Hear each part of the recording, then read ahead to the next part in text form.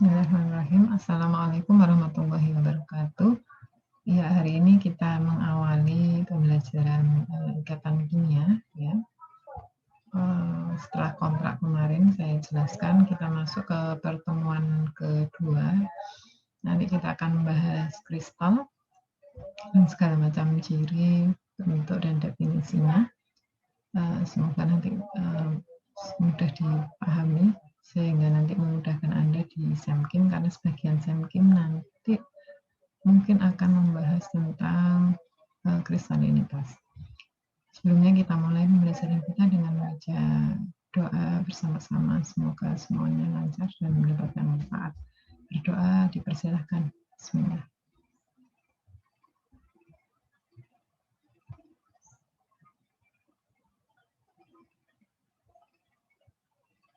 Doa selesai. Iya, saya akan share screen materi kita hari ini.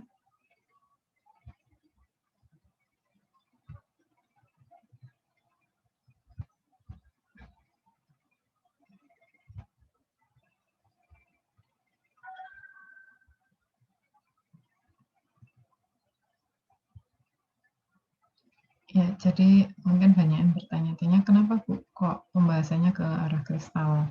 Padahal kan ini ikatan kimia. Jadi sebenarnya dalam ikatan kimia yang sudah kita pelajari, baik itu bentuk ionik, kovalen, logam, atau yang lain-lainnya, pasti melibatkan yang namanya fasa.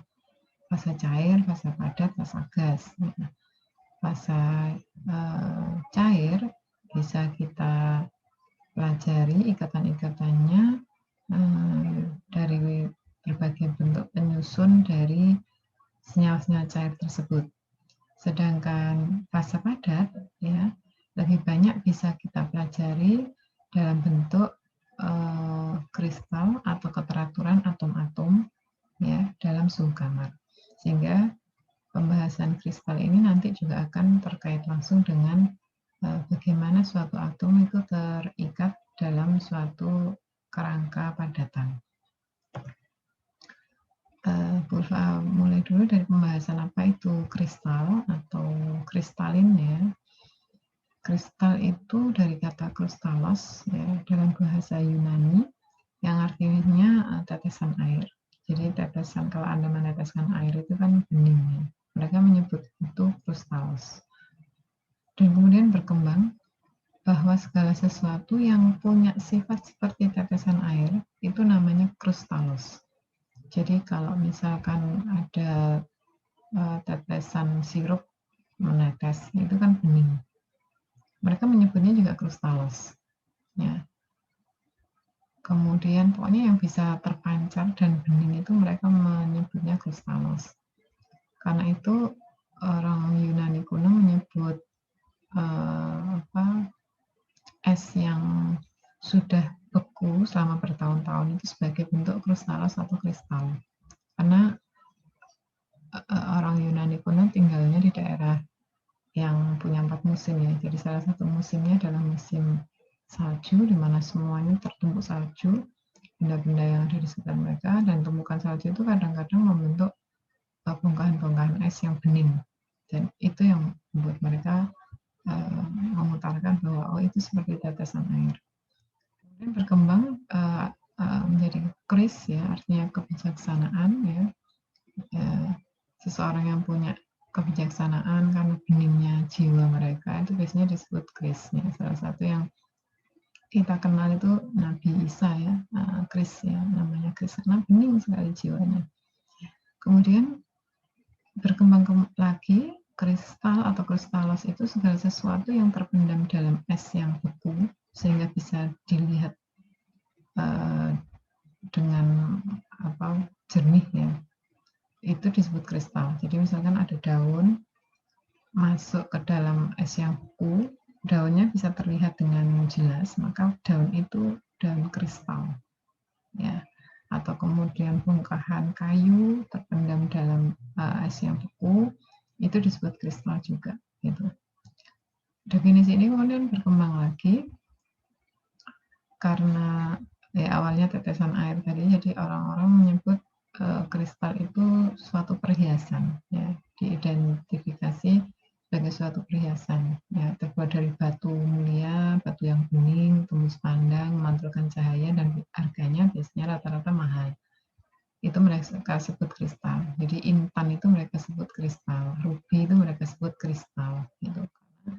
Indah. Jadi ini spesifik untuk perhiasan, ya, spesifik untuk perhiasan. Kemudian berkembang lagi di era modern ketika penemuan SRD atau X-ray diffraction yang di dalamnya itu mempelajari atau mengidentifikasi adanya kristal dalam suatu material. Ya. Kristal di zaman modern ini tidak lagi harus bentuk tetesan air, bentuknya bening, tidak harus terpendam dalam es, tidak harus berbentuk perhiasan, tapi diidentifikasi atau didefinisikan sebagai segala sesuatu yang tersusun dari atom-atom yang teratur, ya, dan atom-atom yang teratur ini susunannya berulang secara periodik. Nah, ini salah satu penggambaran kristal mulai zaman Yunani kuno hingga sekarang, ya. Kalau yang di awal ini ya tadi daun-daun yang tersekat dalam es yang beku mereka sebut kristal. Kemudian ini sudah mulai spesifik ke arah perhiasan, ya. Jadi perhiasan yang indah, memantulkan cahaya, bening, itu namanya kristal. Tapi kalau sekarang kristal tidak identik dengan itu, ya. Kristal itu yang jelas semua material akan disebut kristal, ya, kalau dia ya diidentifikasi dengan SRD seperti ini, ya, ditembaki dengan berkas cahaya X, ya, berkas sinar X, kemudian nanti ada yang namanya intensitas tertentu pada theta tertentu atau pada sudut tertentu. Sudut itu sudut antar atom, dan kemudian membentuk suatu difraktogram seperti ini, ya, maka itu disebut kristal.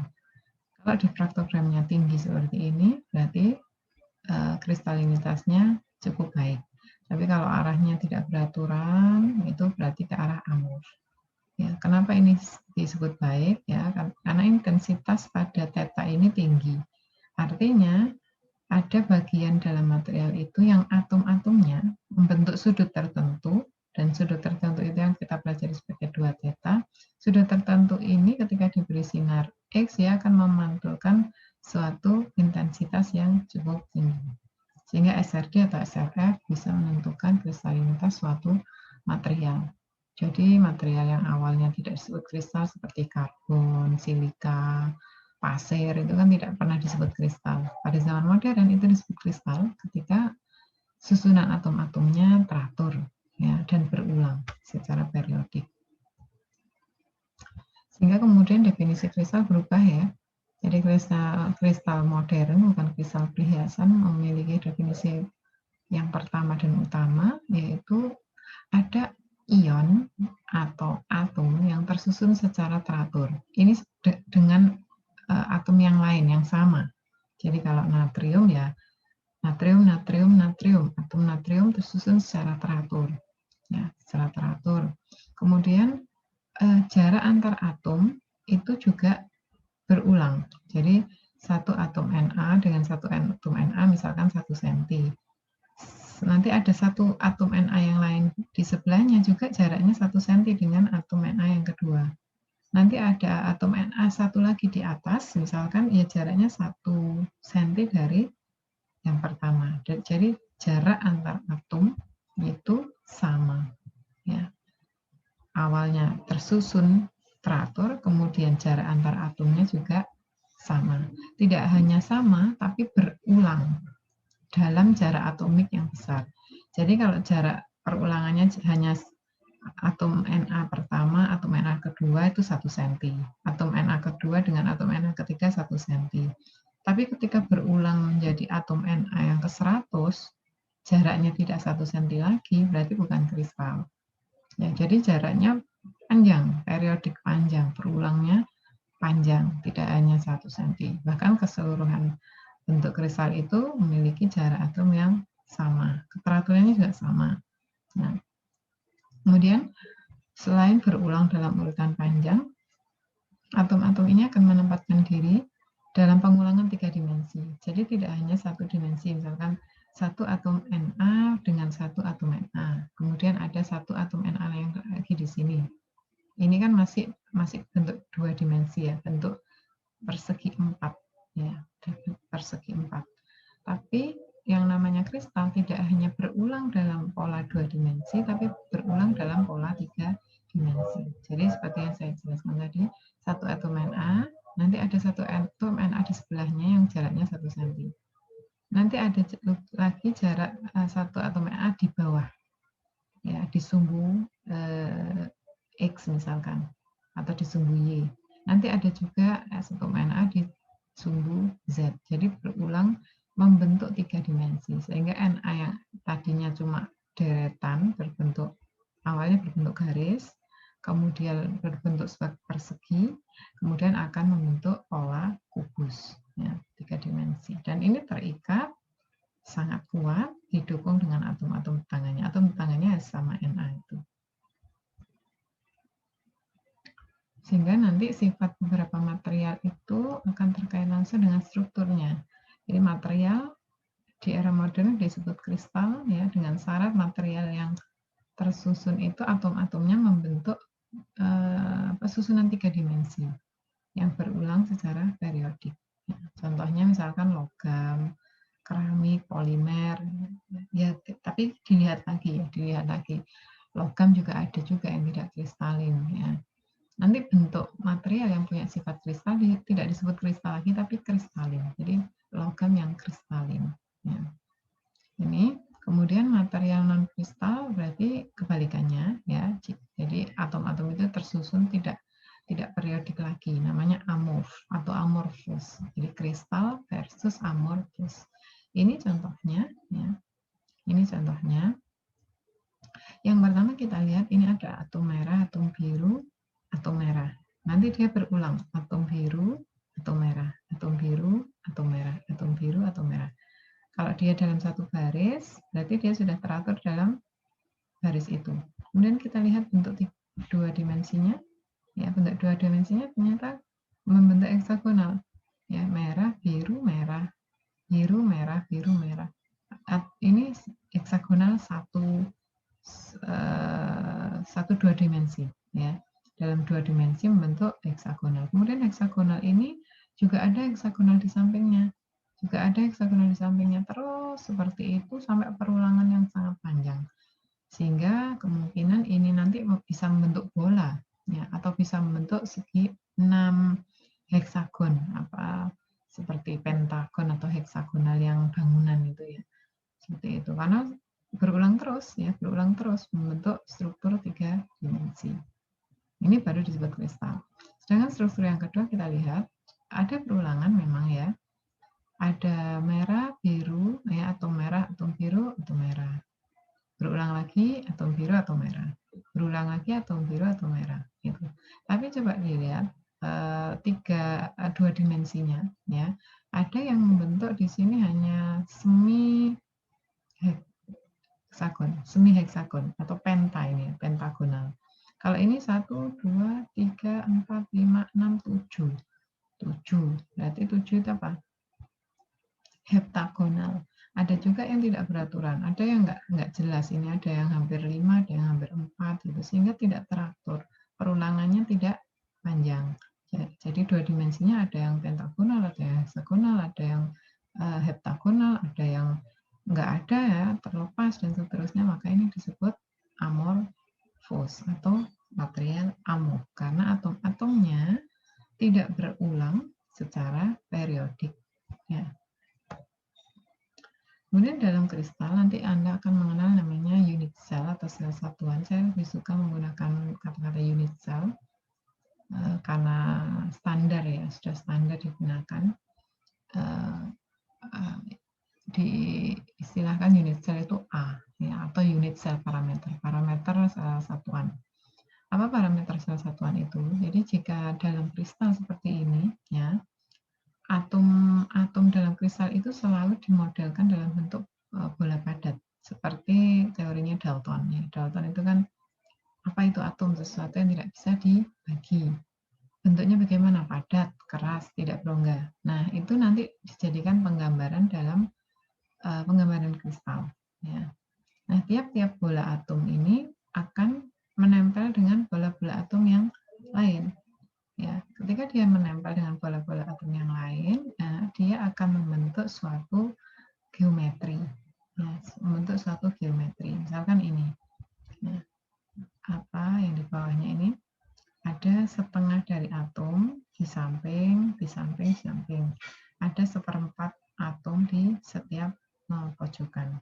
Sehingga unit cell atau sel satuan itu adalah satuan kecil atom yang berulang.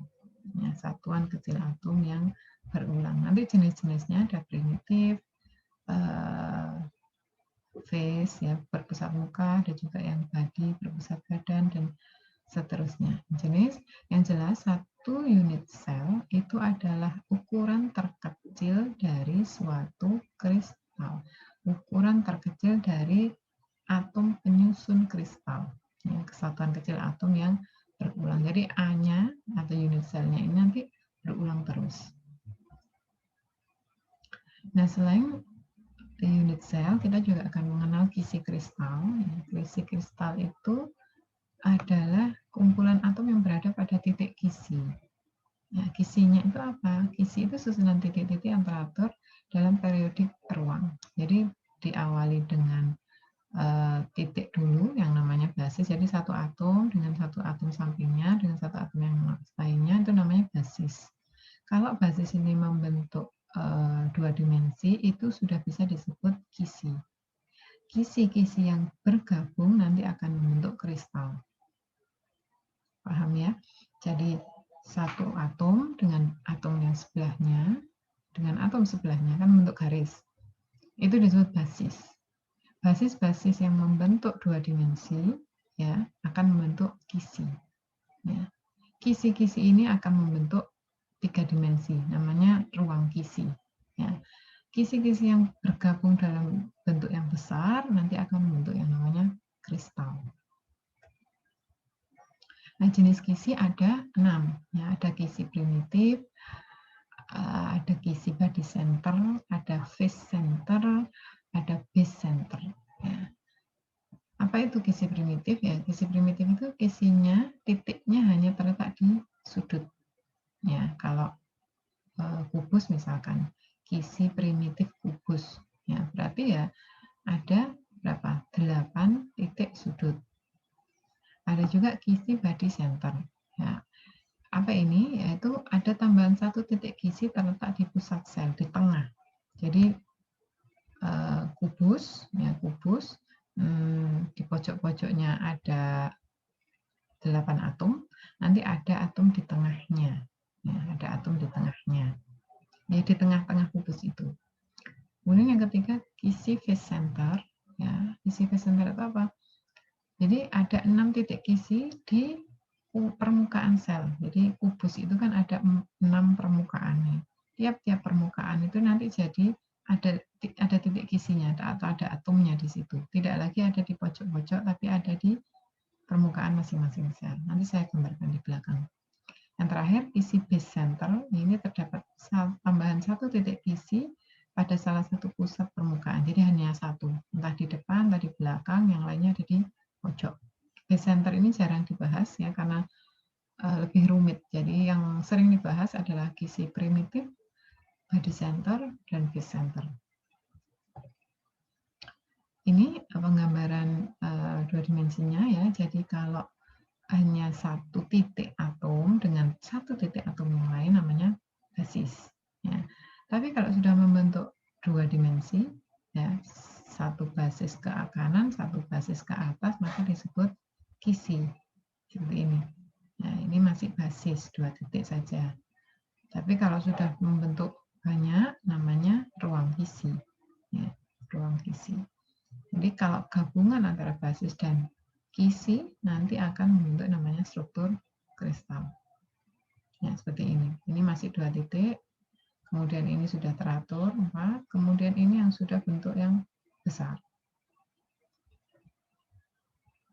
Nah, kemudian sistem kristal itu nanti tergantung dari jenis kisinya tadi. Ya, jenis kisinya. Ini adalah basis utama dari kisi Bravais. Jadi Bravais itu seseorang yang sudah membagi-bagi geometri suatu kristal, ya, membentuk 7 kombinasi geometri yang dasar. Kenapa disebut dasar? Karena sebenarnya ada 14. Tapi 14 itu hanya penurunan saja dari yang 7 ini. Ya, namanya kisi Bravais. Kisi Bravais yang pertama itu triklinik. Ya. Jadi triklinik itu cirinya A1 sama dengan A2 sama dengan A3. Ya.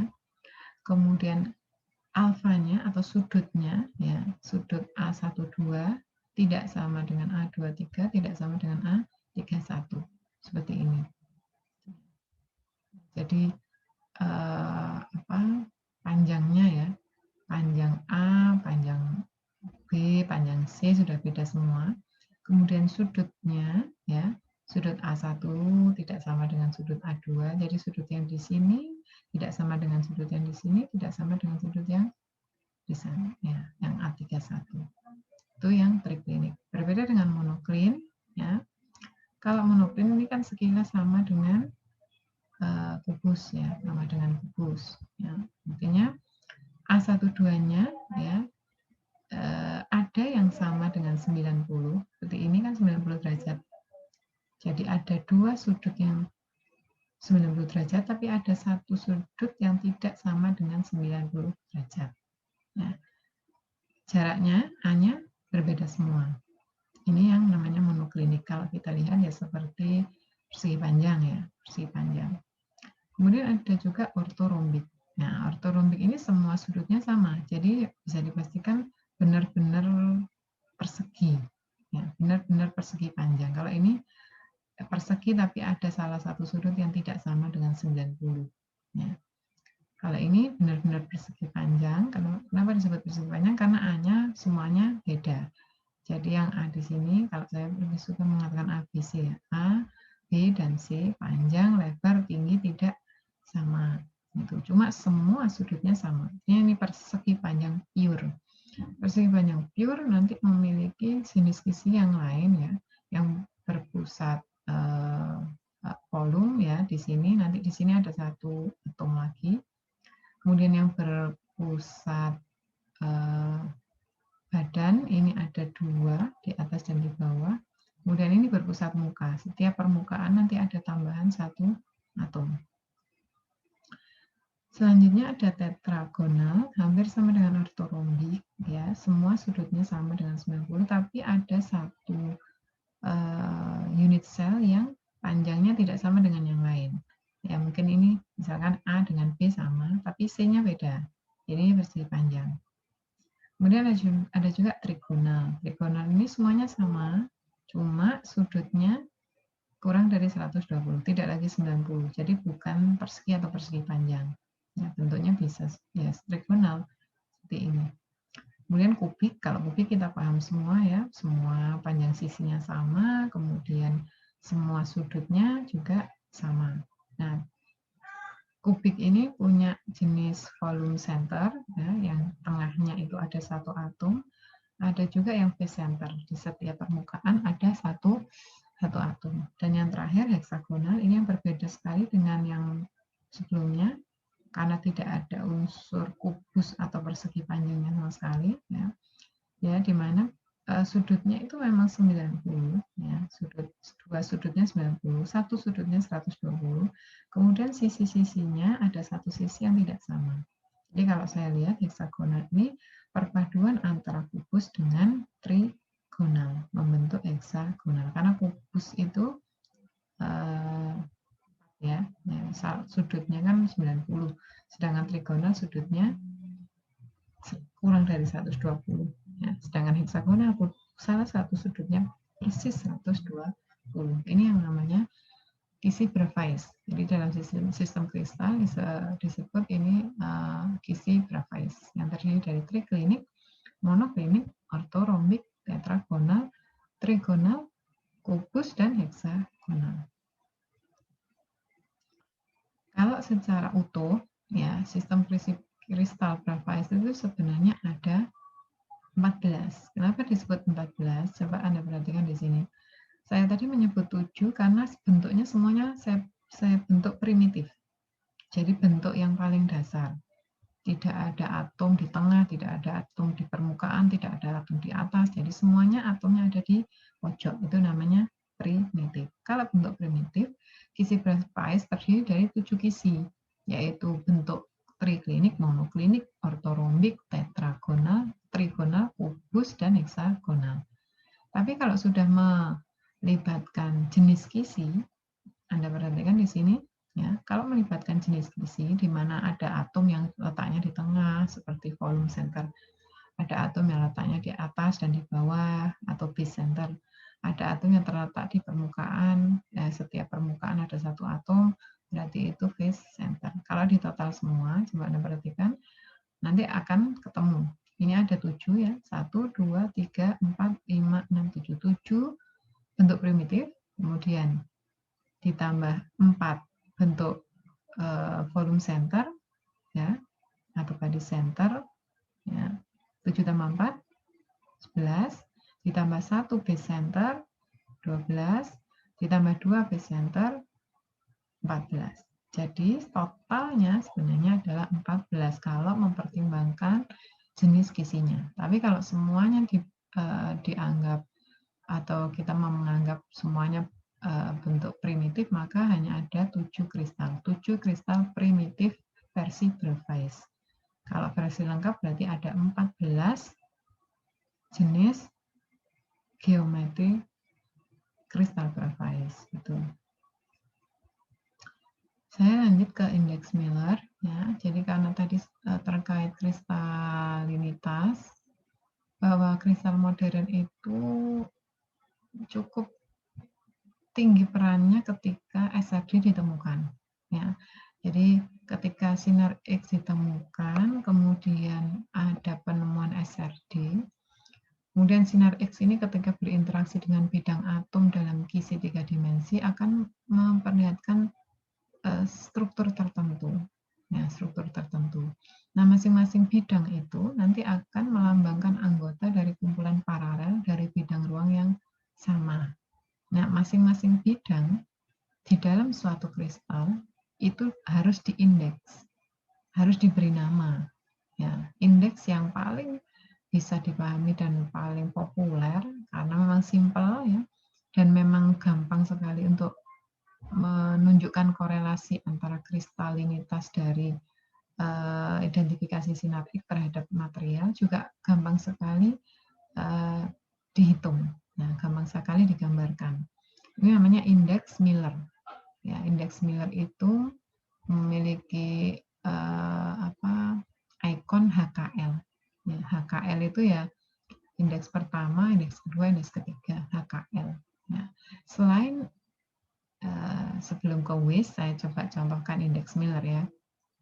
Ini misalkan Anda punya persegi panjang, ya. Anda punya persegi panjang.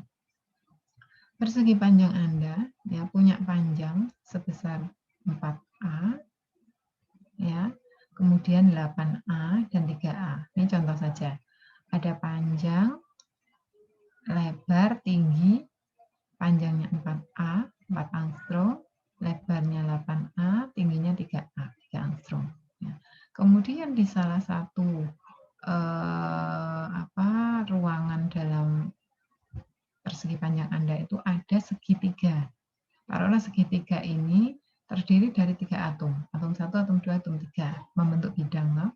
Membentuk bidang. Nah, bagaimana cara mengidentifikasi indeks bidang atom 3 atom itu? Ini namanya indeks Miller. Jadi indeks Miller itu mampu memberikan nama, ya, mengindeks, ya, suatu bidang yang terdiri dari susunan atom-atom. Karena di sini ada 3 atom yang menyusun membentuk persegi atau membentuk segitiga ini. Nah, segitiga ini bidangnya disebut bidang apa? Kalau yang lain kan kita bisa memberi nama bidang A, B, C, D gitu, D, E, F, G. Kalau ini bagaimana? Kan ini ada di tengah. Karena itu kita menggunakan indeks Miller. Bagaimana cara menentukannya? Anda tentukan dulu panjang sisinya. yang utuh. Panjang sisinya tadi 4 angstrom, 8 angstrom, dan 3 angstrom. Seperti ini ya. Panjang sisi A 4 angstrom, B 8, C 3. Oke. Kemudian sekarang potongan interceptnya, ya, potongan ini, perpotongan dengan bidangnya. Kita lihat yang ini, kita ambil contoh ini X ya. Arah X dia memotong di 1 angstrom, taruh dulu. Arah B yang di sana, yang di O dan B ya, memotong di 4 angstrom. Ya. Arah C memotong di 3 angstrom. Ya. Sehingga nanti kalau kita bagi menjadi fraksinya adalah 1/4. 1/4 dari siapa? 1/4 dari panjang A. Ya kan? A kan 4 angstrom. Bidang ini hanya di 1 angstrom. Berarti dia 1/4 dari A. Yang kedua, 4A dibagi 8A. Berarti setengah. Setengahnya dari 8. Kan ini 2. 4/8 loh. 4/8. Yang bagian OB. 4/8. 4/8 kan setengah. Kemudian 3A 1. Ya, artinya bidang segitiga ini ya, dia memotong di 1/4 panjang A, memotong di setengah panjang B, memotong di 1 satuan panjang C. Sehingga indeks Miller-nya kita menggunakan WIS. Ya. Kalau bentuknya seperti ini, 1/4, setengah, 1, kita menggunakan indeks WIS. Indeks WIS itu apa? Ya, ini resiprok atau kebalikan dari indeks Miller. Jadi tinggal dibalik menggunakan 1/. Gitu. Jadi kalau fraksinya 1/4, Anda menggunakan 1/1/4. Jadinya 4. Kalau setengah berarti 1/setengah. Ya, dan seterusnya. Sehingga indeks Miller dari bidang ini adalah 4, 2, dan 1. 4, 2, dan 1. Ini khusus bidang ini. Paham ya? Jadi khusus bidang segitiga ini, indeks Miller-nya adalah 4, 2, dan 1. Ini juga ada beberapa contoh yang lain, indeks 100. Kenapa kok disebut indeks 100? Anda perhatikan kalau ini ada sumbu A, sumbu B, sumbu C. Ya, sumbu A ini ada di bidang ini, atau ada di bidang ini. Ya, bidang ini memotong di A berapa satuan? 1 satuan. Memotong di B berapa satuan? Tidak ada. Karena tidak ada yang dipotong. Ini kalau ke sana kan diteruskan, tidak ada yang terpotong sama sekali dengan B. Yang C juga tidak ada, karena bentuknya dia adalah vertikal. Vertikal itu kan hanya tertembus oleh satu arah, ya, tertembus oleh satu arah. Arah yang kedua dan ketiga tidak ada, sehingga namanya bidang 100. Kalau yang ini, kenapa ini disebut 200? Iya, betul. Karena yang ke arah A ini, dia adalah setengah. Ya, setengah dari 1 unit selnya. Ya, sehingga setengah kalau dibalik menjadi 2. Dan seterusnya. Nanti Anda bisa coba-coba dipelajari kenapa kok ini 100, 200, 110. Ya. Kalau yang ada atasnya belum saya ajarkan, nah, yang sederhana dulu saja. Coba sebagai latihan, Anda tentukan kenapa kok ini bisa memiliki bidang 110. Anda jelaskan seperti contoh yang sudah saya berikan. Dan kenapa bidang ini disebut 102. Ya, sebagai latihan. Saya lanjutkan. Nah, akhirnya indeks Miller banyak ya. Jadi indeks Miller itu tidak terbatas di bidang permukaan, bidang tengah, bidang pokoknya banyak ya. Nah, ini kalau mau dipotong berbagai macam bidang bisa. Dan itu nanti sangat memudahkan kita untuk mengidentifikasi kristalinitas suatu material. Nah, kemudian penentuan indeks Miller itu lebih gampang kalau kita menggunakan sel primitif, di mana atom-atomnya memang berada di pojok-pojok. Ya, seperti ini. Ya, ini sudah saya jelaskan tadi. Jadi ada yang bidang ini ya ditembus satu satuan oleh sumbu X, tapi tidak ditembus oleh sumbu Y dan sumbu Z, sehingga akhirnya indeks Millernya adalah 1/1, 1/tak hingga, 1/tak hingga. Jadi indeks bidangnya adalah 100. Contoh yang kedua seperti ini contoh yang berbeda dengan yang saya berikan tadi. Ya, ini satu satuan. Ya, kemudian ke atas juga satu satuan karena ini kubus, jadi satu satuan panjangnya dianggap 1. Ya, A1, A2, A3 sama dengan 1. Kalau bidang segitiga ini indeks Millernya berapa? Coba kita lihat ya. Kalau yang di B ini dia memotong di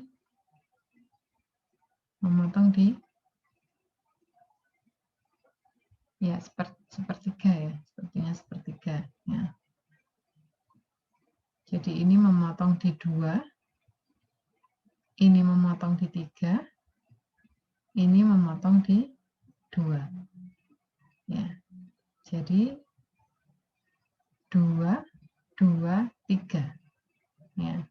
2, 2, 3. Ini penjelasannya ya salah ya. Ya. Jadi ketika bilang punya perbandingan 2, 2, 3, bukan 2, 3, 3, tapi 2, 2, 3. Ya. 2, 2, 3. Ya, kalau dibuat kalau dibuat perbandingan kan yang di sebelah kanan ini berarti 2/3. Ya, ini juga 2/3, ini juga ini 3/3. 2/3, 2/3 lagi yang di atas dikalikan 3/3 ya. Agar kita tidak memiliki 3 di bawah ya, kita kalikan dengan 6. Nah, ya. Kita kalikan dengan 6. Ya, jadi yang 3/3 dikali 6 ya. Jadi sepertiga dikali 6 ya. 2/3, 2/3, 3/3. Kalau kita hilangkan 3-nya semua kan berarti 2, 2, 3. Paham ya? 2/3, 2/3 dengan 3/3. Ya, kita hilangkan 3-nya semua kan menjadi 2, 2, 3. Ini penjelasannya yang salah. Ya, tulisannya harus dikoreksi. Nah, untuk latihan Anda, coba Anda gambarkan kristal kubus dan triglycerin, bandingkan perbedaannya apa. Kemudian dari bidang Miller yang saya sebutkan nanti, gambarkan bidangnya dalam 2 bangun itu. Ya, bidang Miller pertama 121, yang kedua 223, yang ketiga 103. Kemudian diarsir bidang yang Anda dapatkan. Ya, silakan nanti digambarkan bisa dengan tulis tangan atau di PowerPoint, ya, ditambah dengan soal latihan yang akan saya share di Google Classroom untuk dipresentasikan pekan depan. Jadi untuk kristal, saya simpulkan secara umum kristal adalah susunan atom yang teratur dan berulang secara periodik dengan jarak antara atom yang sama. Ya, kristal punya sistem kristal, namanya sistem kristal Bravais. Ya. Ada 7 sistem kristal Bravais, kemudian ada 14 yang lengkap karena merupakan turunan dari jenis kisinya. Kemudian ada bidang Miller, bidang yang akan menentukan atau memberikan nama pada susunan atom-atom yang bentuk 2 dimensi. Ya, cukup sekian pertemuan hari ini. Kita coba masuk ke latihan. Ya, nanti kita akan bertemu kembali di Google Meet untuk mendiskusikan latihan yang Anda kerjakan.